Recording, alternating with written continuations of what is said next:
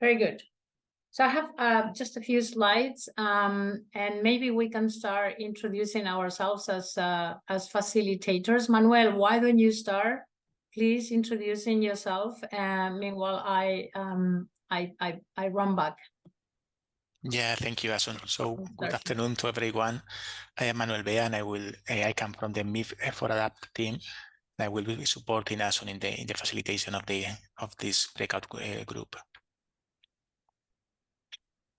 Thank you, Manuel. I realize also I have not introduced myself during the opening, but my name is Asun Lera Sinclair, and I have a dual affiliation. My main job is climate change lead at DNB, which is a certification risk management large company with headquarters in Norway, and I work at the research department, and I'm also visiting leading researcher at the Barcelona Supercomputing Center.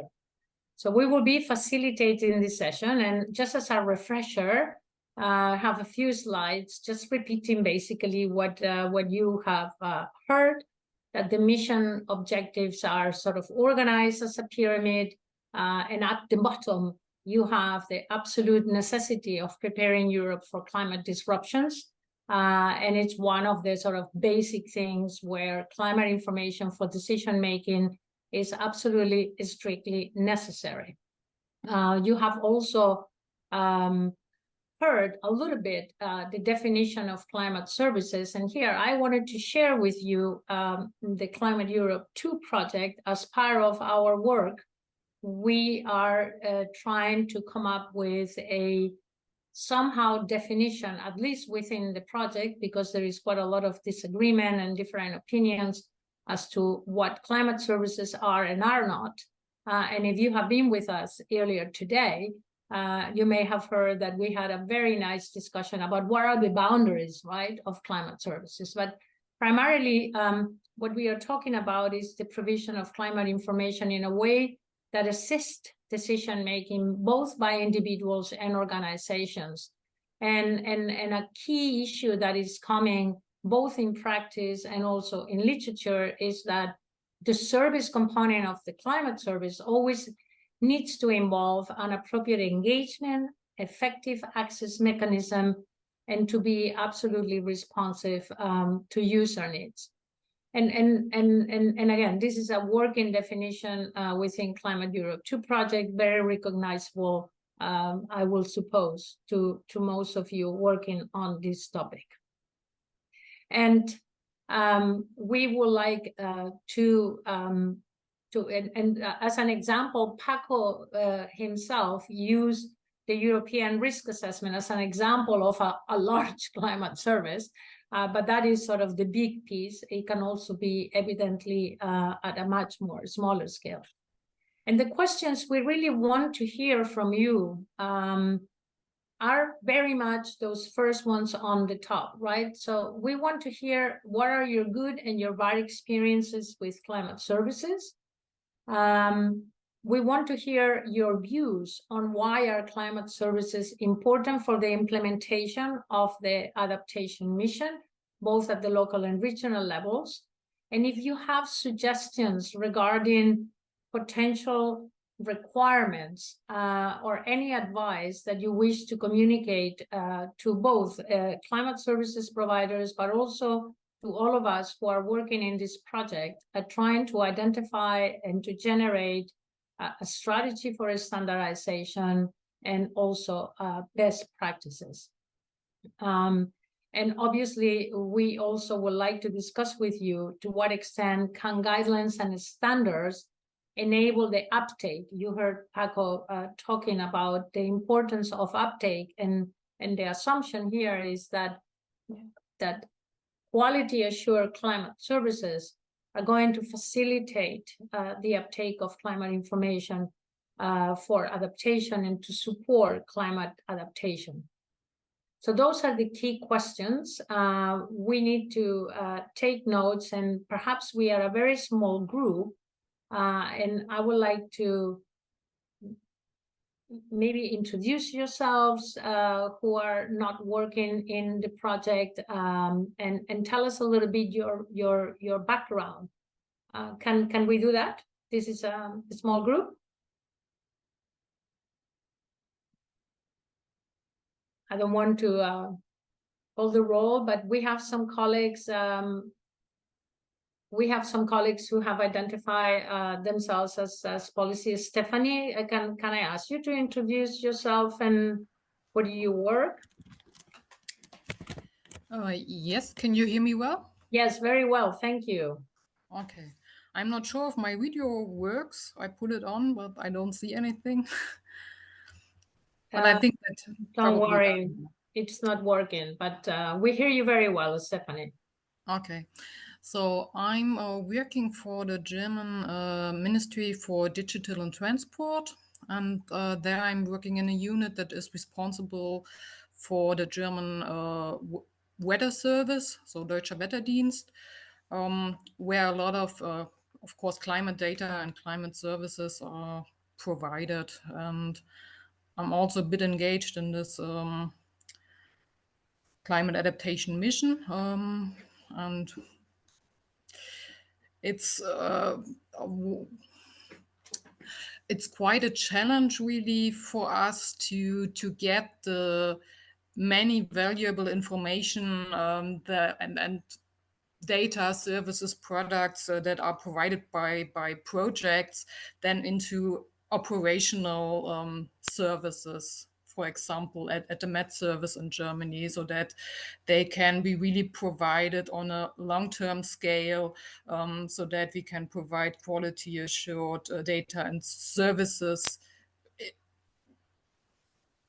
and not only once, but that can be also then actualized if we get new climate projections, for example. Then we need to do the calculations again, and we can't do that in a project way all the time. We have to find methods really to, if we once have the methods, to operationalize them, and for example at the Met service, and then do the calculations as it needed. It is needed. Sorry. Thanks. Thank you very much, and sorry for putting you on the spot. Can I ask you? So the challenge is a competence challenge, is a difficulty challenge. It's a challenge of resources, really, to get the resources resources to the Met service, so that there the operationalization and can be done. So there needs to be a shift, for example, in the resources from, because there are no more resources at the Met service. So there has to be a change in what has to be done first in the priorities. And that's not so easy to implement. Can I ask whether you have any interactions with other parts of government offices in this regard? Yes. And yes. will that be helpful? Can you explain us a little bit? Yes, in Germany there is a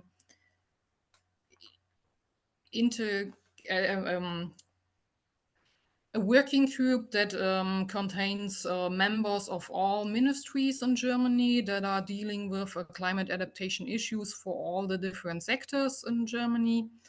There are regular meetings of all of these representatives from the different ministries to foster climate adaptation in Germany. Currently, for example, we are working on the climate change adaptation strategy. Still, Germany has one, but we want to move it a step further and really get some measurable goals in the strategy, and to also give indicators to measure the goals.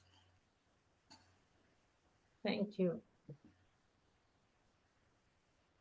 Can I ask for somebody else to introduce yourselves and tell us your interest in attending the session and share your experiences? Somebody who is not associated with the project.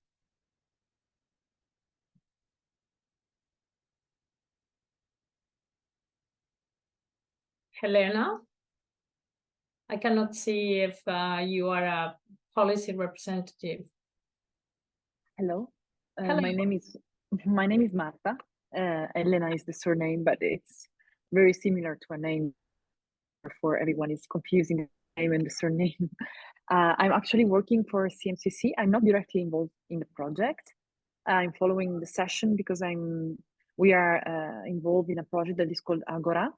That is a big project where the aim is to involve citizens into workshop and face-to-face interviews to understand which are the gaps and needs in different pilots in Europe in order to include stakeholders and key actors in adaptation, let's say, challenges and steps at the local level. I don't know if you request my point of view. I can also give my point of view about this question afterwards if you think it's better for the group. I mean, just go ahead and give us your views considering your experience, Marta. The group is small enough, yeah. Thank you so much. I was writing down some notes about those questions. So about what are your good and your bad experience with climate services. In terms of good experiences, we had several examples since we are developing climate services based on the request. And usually we are doing so through co-design approaches with the key actors involving the system that request the climate service itself. And we provide these, let's say, climate services through a platform that is open access and is available online, accessible online. Usually in terms of bad experiences, I was thinking that probably the bad experiences are more related to those climate services that are not so much concrete, therefore that are not like, let's say, providing clear infographics and maps in order to understand where the risks are located or where the vulnerabilities are located. In terms of why are climate services important? I mean, in general, I support the idea of developing climate services since they are really fundamental tools to make understand more clearly to the stakeholders and key actors which vulnerabilities are affected are into the systems under analysis, but at the same time, which adaptation measures can be like, let's say, planned based on the risks that usually can be like developed and highlighted into climate services platforms and tools. The main requirements, suggestion and advice that I can communicate to climate services providers is to start from local data and try to integrate climate local data together with social and demographic and economic data of the system that are affected. These in order to have a clear overview of the vulnerabilities and risks, also taking into account the social inequalities in relation to climate change impacts. And then for the last question, I will take some time and maybe afterwards I will integrate my views. Thank you so much. Thank you, Marta Elena, for sharing your experiences. But just these are sharing experiences that are emerging from research, right? Carmen, you have posed a question for Stephanie. Sorry, I saw it. I just saw it too late. Can you just please pose the question yourself rather than me reading that? Sure. Well, Stephanie and Elena, thank you very much for your comment. The question is whether that strategy that Stephanie was talking about in Germany, is it part of the national framework of climate services that Germany is developing, or is it something different? It's the Germany's national adaptation strategy. And it's a quite comprehensive strategy that sets adaptation goals for all the relevant sectors in Germany, but it doesn't really go into detail which climate services are needed to fulfill those goals.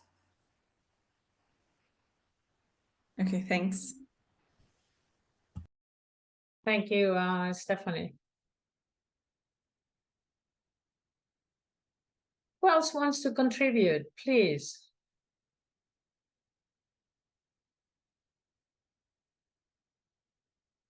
We have you, Leah, Helena.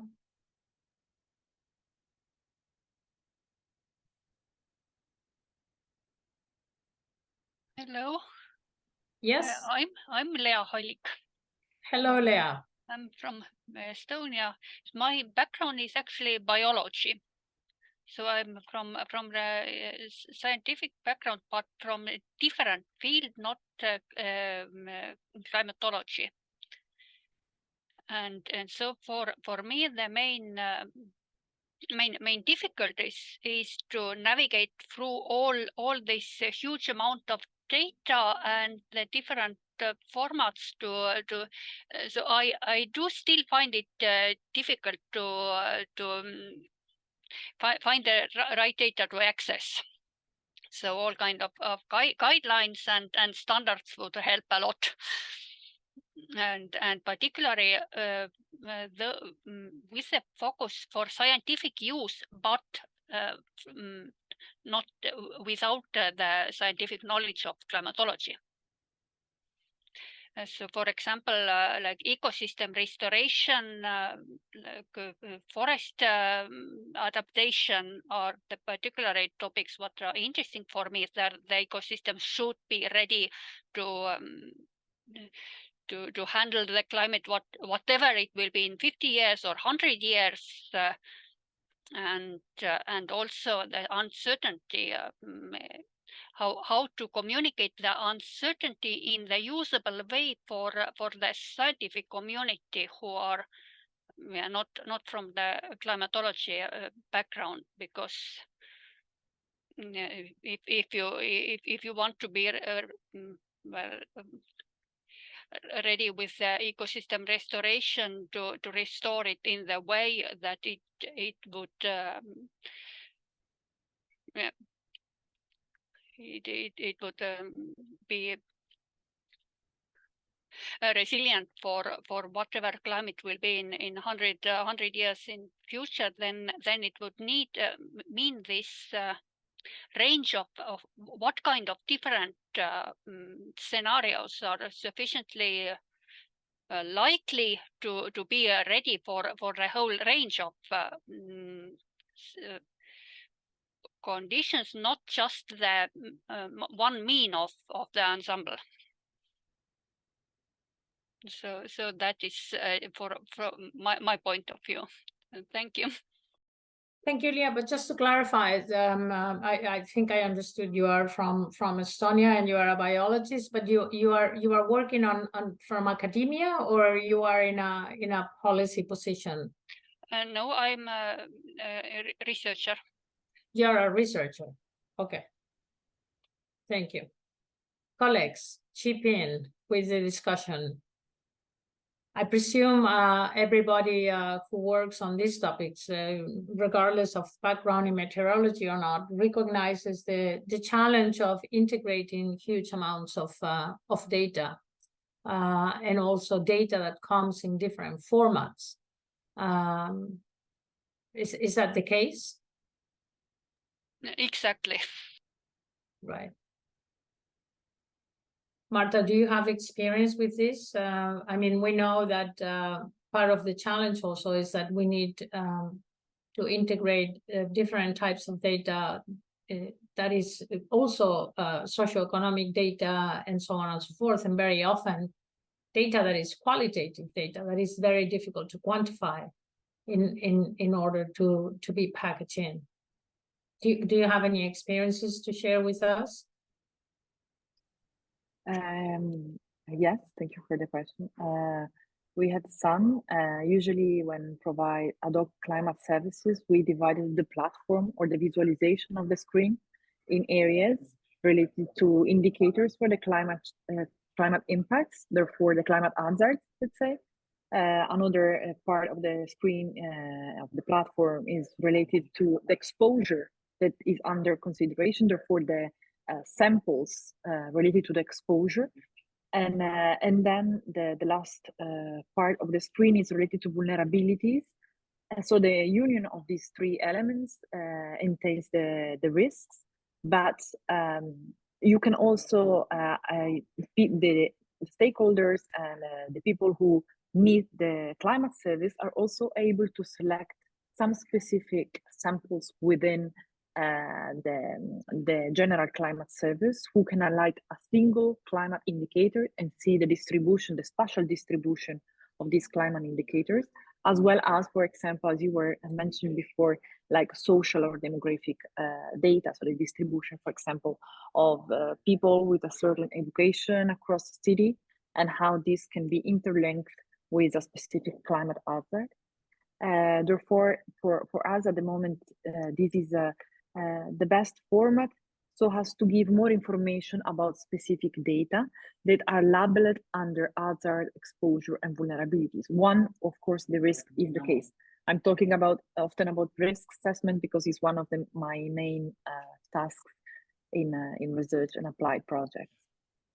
Thank you very, very much, Marta-Elena. And let me read, thank you for your intervention. Also, the other Elena, who says is cannot turn the microphone, and she works at the Swedish, you work at the Swedish Meteorological Institute, and you are part of Climate Europe too, correct? Climate researchers developing and applying climate models, so climate data producers, and you are here to hear the user perspective, which is really our priority. I wonder, Manuel, I'm going to put the hit on you now. You are my facilitator, but the work that you do in the mission implementation platform, what are the challenges that the users have? I mean, we can do it generically, but what would be your impression regarding the necessary access of climate information, the actual use of climate information for decision making? As I said, at least as I see it, that first objective of the mission does require an important amount of knowledge and use of climate services. Can you share with us some of the experience that you guys are having in the MIP for ADAPT, please? Yeah, maybe now is a bit early in our process for providing a comprehensive answer, because we are just starting with in the provision of technical assistances to the region. But from what we are being able to capture so far, let's say that most of the region we are starting to work with, they have similar problems in terms of accessibility to data and climate services. So for them, I think that they really sometimes feel like a bit lost in the landscape of possibilities. And what I think the regions tend to share is this importance about the stakeholder and communities engagement.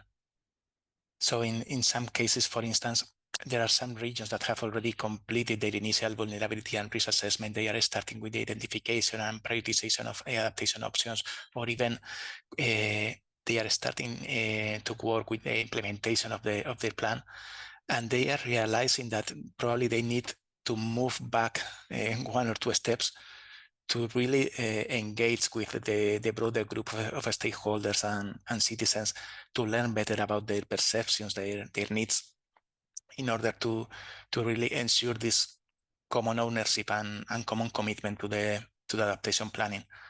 So I would say that that this standardization and all this work on guidelines, I feel that is going to be very important for them, and also this clear identification of needs of stakeholders and to really engage them into the process is also something important for them.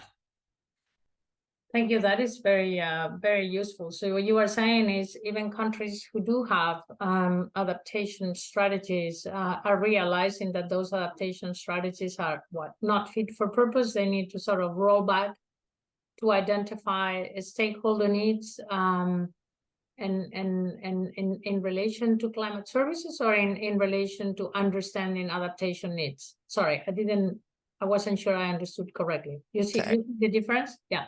Yeah, I would say both of them. At least when they start looking more in detail with sectoral approaches, etc.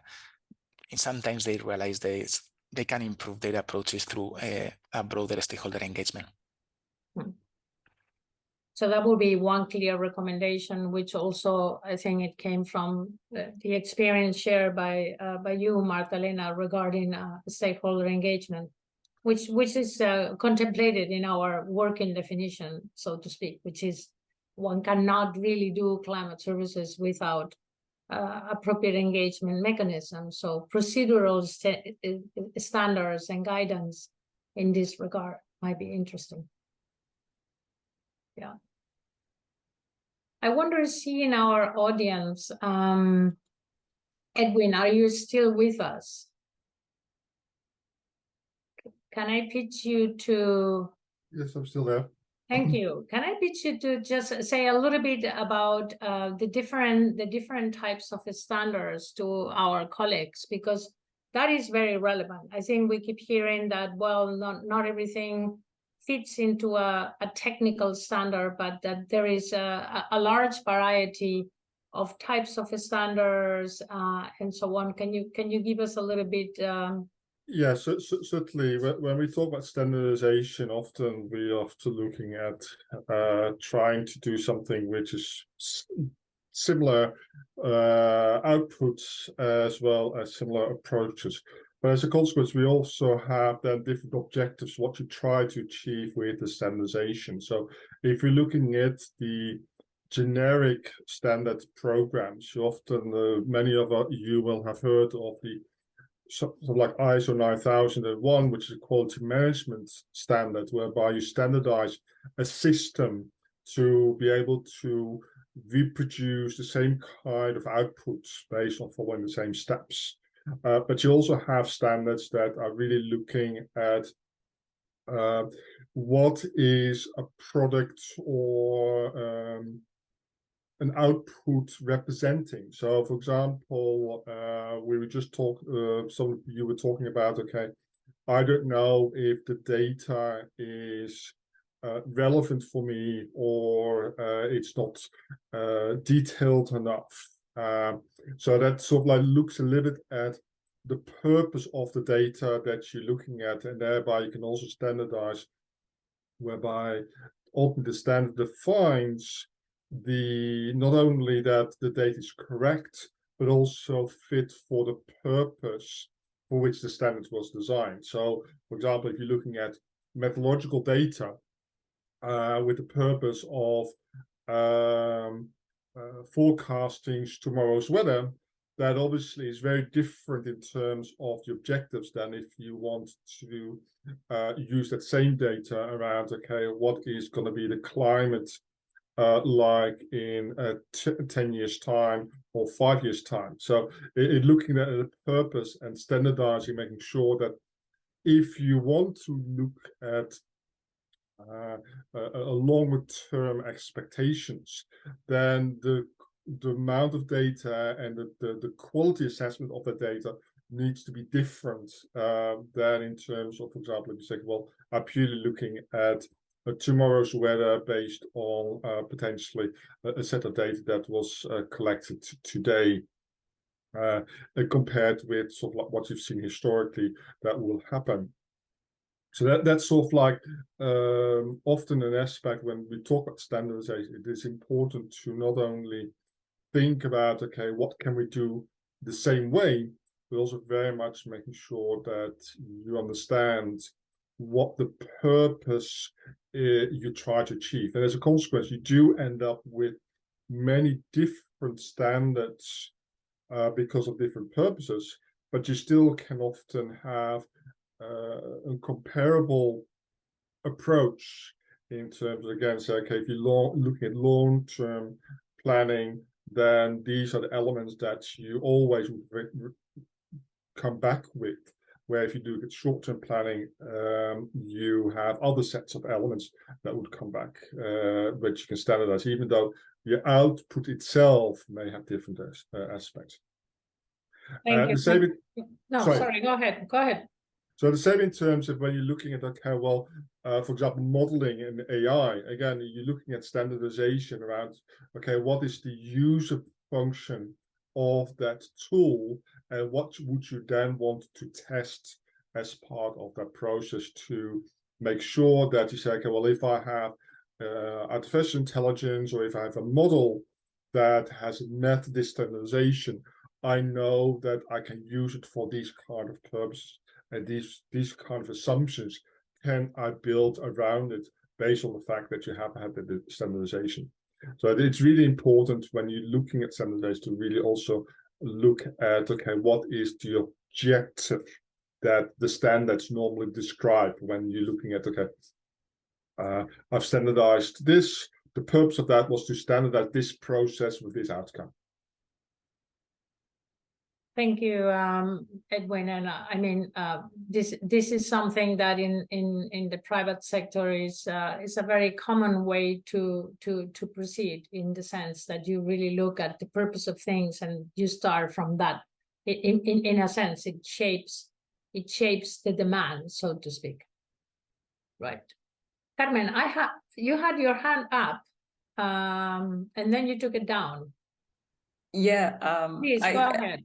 Okay. I was also reflecting on these questions, and I'm now working at the BSc, but the past 5 years I've been working as a practitioner, implementing and co-developing climate services, particularly in Latin America and Africa. But when I came here to Europe, I realized the situation is not that different, for good or for bad. So just reflecting on these questions, I'm going to start with good experiences of climate services. So by definition, the climate services is a tool, a service that helps for decision makers. So the good outcome was to actually develop climate services that help with that decision making, right? Which is great, but also how it came to a point where it didn't only help the decision making of that region, but it got upscaled to a bigger region, which it's a clear indicator that it worked and it was fit for purpose. So that scale up process was a very good experience and a very good sign. That's also related to the increase in the democratization of climate services, which increased itself the demand of climate services, not for that particular one, but for the sector, which also resulted on an increase of funding available for different agencies, usually national met services, but also ministries who want to scale up and develop those services across maybe other regions or within the country, or ministries that come together and develop that climate service across a bigger region. A good experience that I had is particularly in Central America, is when they saw climate services from a system point of view rather than individual climate services. And that is because it helped with the resource allocation, and because it allows to leverage the effort implemented for development of each climate service. Now we move to the bad experiences. There are some of them as well, unfortunately. Maybe the first one that came to my mind is the deployment of the climate service itself based on the donors of the sponsors' demand, right? That the pace of the community, which also sometimes also meant that the climate services was not used after the deployment, which is a little bit linked also with the resource question. What's the point of spending money on these climate services if they're not going to be in use after the deployment of the services? And I partly think this is linked with what Manuel said. One reason is because maybe the needs weren't correctly identified, but also because the processes of the decision makers on the ground weren't correctly identified. So it's not only the need, but it's how they make those decisions that are important when we're developing climate services, or co-developing of climate services. Sorry. Another bad point or bad experience that usually is overlooked is the lack of education of the non-scientific community. Sorry, I cannot remember the names, but someone mentioned about having a lot of data and not being able to integrate that, and it's been very difficult to talk to the non-scientific community, who happen to be the one that also make the decision on the ground most of the time, right? In that sense, I think it's essential that in Europe we start to educate decision makers at a different level, not only on climate services, but on climate and what it means. Because sometimes what I've also seen is that the lack of identification of needs also comes from a lack of understanding of the climate system and how that impacts us. When we talk about climate services, most people goes into, oh, climate change. But it's like, you know what? Maybe you maybe they're not interested in what's going to happen in 100 years, but what's going to happen in the next 10, 20, 30 years, or even 5 years if they're politicians. So talking in terms of climate change at the end of the century does not make sense, but because maybe there is a confusion around those terms, that doesn't really help with the development or co-development of climate services. And then, everything that I've just spoken of happens.